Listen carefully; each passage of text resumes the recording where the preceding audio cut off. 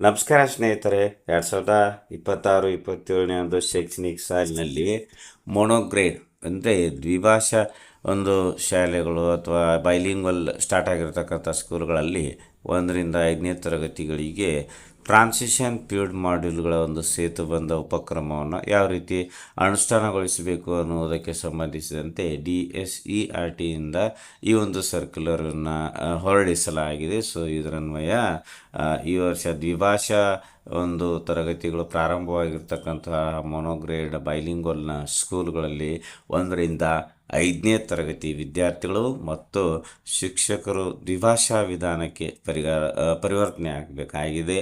Structural ಅಂದರೆ ಸಂರಚಿತವಾದ ಮತ್ತು ಸುಗಮವಾದ ಒಂದು ಪರಿವರ್ತನೆಯನ್ನು ಖಚಿತಪಡಿಸುವ ನಿಟ್ಟಿನಲ್ಲಿ ಮತ್ತು ವಿದ್ಯಾರ್ಥಿಗಳಲ್ಲಿ ದ್ವಿಭಾಷಾ ಕಲಿಕೆಯನ್ನು ಬಲಪಡಿಸ್ತಕ್ಕಂಥ ಒಂದು ನಿಟ್ಟಿನಲ್ಲಿ ಟ್ರಾನ್ಸಿಷನ್ ಪೀರಿಯಡ್ ಮಾಡ್ಯೂಲ್ಗಳನ್ನು ರೆಡಿ ಮಾಡಲಾಗಿದೆ.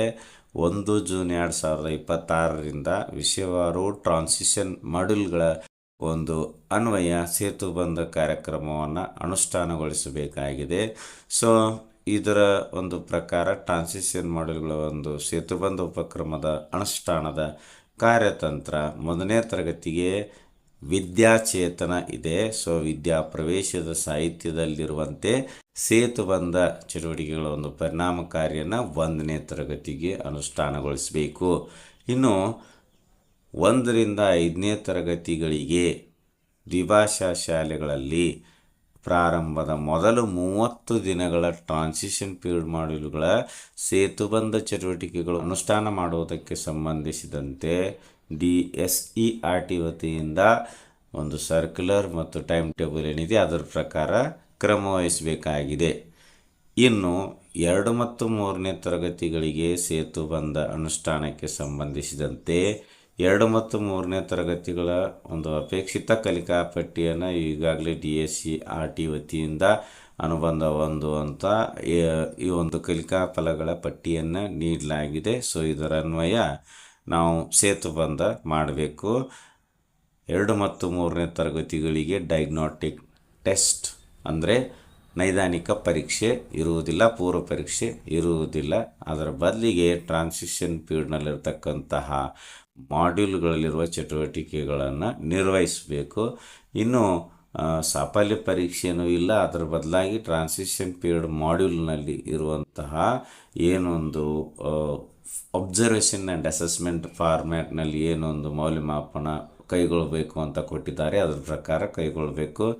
ಇನ್ನು ಭಾಷಾ ವಿಷಯಗಳು ಕನ್ನಡ ಮತ್ತು ಇಂಗ್ಲೀಷ್ ಭಾಷೆಗೆ ಸಂಬಂಧಿಸಿದಂತೆ ವಿದ್ಯಾರ್ಥಿಗಳ ಒಂದು ಉತ್ತರಗಳ ಮೌಲ್ಯಮಾಪನದಲ್ಲಿ ಸರಿಯಾಗಿ ಉತ್ತರಿಸಿದ್ದಲ್ಲಿ A ಮತ್ತು ಅಪೂರ್ಣ ಅಥವಾ ಭಾಗಶಃ ಉತ್ತರಿಸಿದ್ದಲ್ಲಿ B ಅಂತ ಗುರುತಿಸಿ, ಉಳಿದ ಕೋರ್ ಗಣಿತ ಮತ್ತು EVS ಅಂದರೆ ಪರಿಸರ ಅಧ್ಯಯನ ವಿಷಯಗಳಲ್ಲಿ ಇಂಗ್ಲೀಷ್ನಲ್ಲಿ ವಿದ್ಯಾರ್ಥಿಗಳು ಉತ್ತರಿಸುವುದಕ್ಕೆ ಪ್ರೇರೇಪಿಸಬೇಕು. ಇಂಗ್ಲೀಷ್ನಲ್ಲಿ ಪೂರ್ಣ ಪ್ರಮಾಣದಲ್ಲಿ ಉತ್ತರಿಸಿದ ಉತ್ತರಕ್ಕೆ A ಅಂತ, ಅಪೂರ್ಣ ಅಥವಾ ಭಾಗಶಃ ಅಥವಾ ತಪ್ಪು ಉತ್ತರಿಸಿದ್ದಲ್ಲಿ B ಅಂತ ಗುರುತಿಸಿ ಅದನ್ನು SAP ಒಂದು ನಮೂನೆಗಳಲ್ಲಿ ಎಂಟರ್ ಮಾಡಬೇಕು. ಕೃತಿ ಸಂಪುಟ ಕೂಡ ನಿರ್ವಹಿಸಬೇಕು. ಇನ್ನು ವಿದ್ಯಾರ್ಥಿಗಳಿಗೆ ಒಟ್ಟಿನಲ್ಲಿ ಅವರ ಒಂದು ಕಲಿಕಾ ಅನುಭವವನ್ನು ಆಧರಿಸಿ ಲಿಖಿತ ಅಥವಾ ರಸಪ್ರಶ್ನೆ ಅಥವಾ ಮೌಖಿಕ ಪ್ರಶ್ನೋತ್ತರ ಅಥವಾ ಸರಳ ಯೋಜನೆಗಳು ಅಥವಾ ಸರಳ ಚಟುವಟಿಕೆಗಳು, ಸಂಭಾಷಣೆ, ಅಭ್ಯಾಸ ಹಾಳೆಗಳು, ಗೃಹಪಾಠ ಇನ್ನಿತರ ಚಟುವಟಿಕೆಗಳ ಮೂಲಕ ಮೌಲ್ಯಮಾಪನವನ್ನು ಮಾಡಬೇಕು. ಇನ್ನು 4 ಮತ್ತು 5ನೇ ತರಗತಿಗಳಿಗೆ ಡಯಾಗ್ನೋಸ್ಟಿಕ್ ಟೆಸ್ಟ್ ಅಥವಾ ಪೂರ್ವ ಪರೀಕ್ಷೆಯನ್ನು ನಡೆಸಬೇಕು. ಮತ್ತು ಟ್ರಾನ್ಸಿಷನ್ ಪೀರಿಯಡ್ನ ಮಾಡ್ಯೂಲ್ನಲ್ಲಿ ಏನೊಂದು ಮಾದರಿಗಳಿದೆ ಅದರ ಒಂದು ಅಪೇಕ್ಷಿತ ಕಲಿಕಾ ಫಲಗಳನ್ನು ಆಧರಿಸಿ ನಾವು ಈ ಒಂದು ಡಯಾಗ್ನೋಸ್ಟಿಕ್ ಟೆಸ್ಟ್ ಮಾಡಬೇಕು. ಈ ಒಂದು ಡಯಾಗ್ನೋಸ್ಟಿಕ್ ಟೆಸ್ಟ್ನಲ್ಲಿರ್ತಕ್ಕಂತಹ ಅಪೇಕ್ಷಿತ ಕಲಿಕಾ ಫಲಗಳ ಪಟ್ಟಿಯನ್ನು DSERT ಅನುಬಂಧ 1ರಲ್ಲಿ ಕೊಡಲಾಗಿದೆ. ಇನ್ನು ಪೂರ್ವ ಪರೀಕ್ಷೆ ಮಾಡಿದ ಮೇಲೆ ಅಥವಾ ಪೂರ್ವ ಪರೀಕ್ಷೆ ಅಥವಾ ಸಾಫಲ್ಯ ಈ 2 ಪರೀಕ್ಷೆಗಳಲ್ಲಿ FLNಗೆ 4 ಪ್ರಶ್ನೆ ಮತ್ತು ಹಿಂದಿನ ತರಗತಿ ಹಾಗೂ ವಿಷಯವಾರು ಅಪೇಕ್ಷಿತ ಕಲಿಕಾ ಫಲಗಳನ್ನು ಆಧರಿಸಿ 6 ಪ್ರಶ್ನೆ, ಒಟ್ಟು 10 ಪ್ರಶ್ನೆಗಳನ್ನು ಪ್ರತಿಯೊಂದು ವಿಷಯಕ್ಕೆ ನಾವು ಸಿದ್ಧಪಡಿಸಿ ಈ ಒಂದು ಡಯಾಗ್ನೋಸ್ಟಿಕ್ ಟೆಸ್ಟ್ ಮತ್ತು ಸಾಫಲ್ಯ ಪರೀಕ್ಷೆಯನ್ನು ಮಾಡಬೇಕು. ಇನ್ನು ಕಲಿಕಾ ಫಲಗಳ ಸಾಮರ್ಥ್ಯ ಗಳಿಕೆಯನ್ನು ದೃಢೀಕರಿಸಲು ವಿದ್ಯಾರ್ಥಿಗಳಿಗೆ ಹೆಚ್ಚಿನ ಪ್ರಶ್ನೆಯ ಅವಶ್ಯಕತೆ ಇದ್ದಲ್ಲಿ ತಾವು ಓರಲ್ ಅಥವಾ ಮೌಖಿಕವಾಗಿ ಮೌಲ್ಯಮಾಪನವನ್ನು ಕೂಡ ಮಾಡ್ಬೋದು. ಇನ್ನು ಇವುಗಳ ಮೌಲ್ಯಮಾಪನಕ್ಕೆ ಸಂಬಂಧಿಸಿದಂತೆ ಸರಿಯಾಗಿ ಉತ್ತರಿಸಿದಂತಹ ಪ್ರಶ್ನೆಗಳಿಗೆ ಎ ಅಂತ, ತಪ್ಪಾಗಿ ಅಥವಾ ಭಾಗಶಃ ಉತ್ತರಿಸಿರ್ತಕ್ಕಂತಹ ಉತ್ತರಗಳಿಗೆ ಬಿ ಅಂತ ನಾವು ಎಂಟರ್ ಮಾಡಿ ಸ್ಯಾಪ್ನಲ್ಲಿ ಅದನ್ನು ಎಂಟರ್ ಮಾಡಬೇಕು. 1-4 ಪ್ರಶ್ನೆಗಳಲ್ಲಿ ಬಿ ಗ್ರೇಡ್ ಪಡೆದ ವಿದ್ಯಾರ್ಥಿಗಳನ್ನು FLN ಸಾಧಿಸದೇ ಇರೋ ವಿದ್ಯಾರ್ಥಿಗಳಂತ ಗುರುತಿಸಬೇಕು.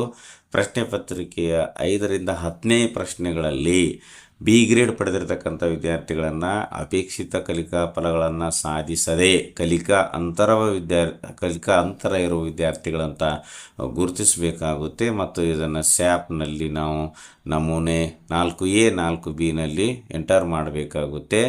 ಇನ್ನು ಈ ಒಂದು ಮೋನೋಗ್ರೇಡ್ ಅಥವಾ ದ್ವಿಭಾಷಾ ಶಾಲೆಗಳ 1-5ನೇ ತರಗತಿಗಳಿಗೆ ಸಂಬಂಧಿಸಿದಂತೆ ಮೌಲ್ಯಮಾಪನದ ಎಲ್ಲ ದಾಖಲೆಗಳನ್ನು ನಾವು ಸ್ಯಾಪ್ನಲ್ಲಿ ಪರಿಷ್ಕೃತ ಒಂದು ಸ್ಯಾಪ್ ಅಥವಾ ಶಾಲಾ ಶೈಕ್ಷಣಿಕ ಯೋಜನೆ ಏನಿದೆ DSERT ವತಿಯಿಂದ ಬಿಡುಗಡೆ ಮಾಡಲಾಗಿರ್ತಕ್ಕಂತಹ ಸ್ಯಾಪ್ನ ಒಂದು ನಮೂನೆಗಳಲ್ಲಿ ನಾವು ಎಂಟರ್ ಮಾಡಬೇಕಾಗಿರುತ್ತದೆ. ಇನ್ನು FLN ಪ್ರಗತಿ ಮತ್ತು ಅಪೇಕ್ಷಿತ ಕಲಿಕಾ ಫಲಗಳ ಒಂದು ಕಲಿಕೆಯನ್ನು ಈ ಒಂದು ಸ್ಯಾಪ್ನ ನಮೂನೆ 4A ಮತ್ತು 4Bನಲ್ಲಿ ನಾವು ಎಂಟರ್ ಮಾಡಬೇಕು. ಬಿ ಗ್ರೇಡ್ ಪಡೆದಿರತಕ್ಕಂಥ ವಿದ್ಯಾರ್ಥಿಗಳ ಮಾಹಿತಿಯನ್ನು ಸ್ಯಾಪ್ ನಮೂನೆ 5A ಮತ್ತು 5Bನಲ್ಲಿ ನಾವು ಎಂಟರ್ ಮಾಡಬೇಕು. ಹೀಗೆ ಗುರುತಿಸಿದ ವಿದ್ಯಾರ್ಥಿಗಳ FLN ಮತ್ತು ಅಪೇಕ್ಷಿತ ಕಲಿಕಾ ಫಲಗಳ ಗಳಿಕೆಯ ಮಾಹಿತಿಯನ್ನು STSನಲ್ಲಿಯೂ ಕೂಡ ಇಂದೀಕರಿಸಬೇಕಾಗಿದೆ. ಇನ್ನು FLN ಮತ್ತು ಅಪೇಕ್ಷಿತ ಕಲಿಕಾ ಫಲಗಳನ್ನು ಸಾಧಿಸದೇ ಇರತಕ್ಕಂತಹ ವಿದ್ಯಾರ್ಥಿಗಳ ಕಲಿಕಾ ಪ್ರಗತಿಯನ್ನು ನಿರಂತರವಾಗಿ ಅನುಪಾಲನೆ ಮಾಡಬೇಕು. ಅವರಿಗೆ ಶೈಕ್ಷಣಿಕ ವರ್ಷದ ಆರಂಭದಿಂದ ಅಂತ್ಯದವರೆಗೆ ಮೌಲ್ಯಾಂಕನ ಮಾಡಬೇಕು. ಅದನ್ನು ಕೂಡ ಸ್ಯಾಟ್ಸ್ನಲ್ಲಿ ಎಂಟರ್ ಮಾಡಬೇಕು. ಇಂಥ ವಿದ್ಯಾರ್ಥಿಗಳಿಗೆ ಸೆಪ್ಟೆಂಬರ್ ಹಂತಕ್ಕೆ ಡಿಸೆಂಬರ್ ಹಂತಕ್ಕೆ ಮೌಲ್ಯಾಂಕನ ಮಾಡಿ ಅದನ್ನು ಕೂಡ ಸ್ಯಾಟ್ಸ್ ಮತ್ತು ಸ್ಯಾಪ್ನಲ್ಲಿ ಎಂಟ್ರಿ ಮಾಡಬೇಕು. ಆಮೇಲೆ ಪ್ರತಿ ವಿದ್ಯಾರ್ಥಿಗಳ ಪ್ರಗತಿಯನ್ನು ಆಧರಿಸಿರತಕ್ಕಂತಹ ಈ ಒಂದು ಸ್ಯಾಪ್ನಲ್ಲಿ ಮಕ್ಕಳ ಕಲಿಕಾ ಪ್ರಗತಿಯ ನಿರಂತರ ಅನುಪಾಲನೆಯನ್ನು ಮಾಡುತ್ತಿರಬೇಕು. ಟ್ರಾನ್ಸಿಷನ್ ಪೀರಿಯಡ್ ಮಾಡ್ಯೂಲ್ಗಳ ಸೇತುಬಂಧ ಚಟುವಟಿಕೆಗಳ ಒಂದು ಉಪಕ್ರಮದ ಅವಧಿ ಮುಗಿದ ನಂತರವೂ ವಿದ್ಯಾರ್ಥಿಗಳಲ್ಲಿ ಗುಣಾದಿ ಸಾಮರ್ಥ್ಯಗಳು ಹಾಗೂ ವಿಷಯವಾರು ಮತ್ತು ತರಗತಿಗಳಿಗೆ ಅನುಗುಣವಾಗಿ ವಿದ್ಯಾರ್ಥಿಗಳು ಗಳಿಸಬೇಕಾದಂತಹ ಕಲಿಕಾ ಫಲಗಳ ಗಳಿಕೆ ಆಗದೇ ಇದ್ದಲ್ಲಿ ಆಯಾ ವಿಷಯದಲ್ಲಿ ಪೂರ್ವ ಸಿದ್ಧತಾ ಚಟುವಟಿಕೆಗಳ ನಿರ್ವಹಣೆ, ಪುನರ್ಭರಣ ಅಥವಾ ಪುನರಾವರ್ತನೆಯ ಸಮಯದಲ್ಲಿ ವಿಶೇಷ ಆದ್ಯತೆ ನೀಡಿ ಮಕ್ಕಳಲ್ಲಿ ಕಲಿಕೆಯನ್ನು ಉಂಟು ಮಾಡಬೇಕು.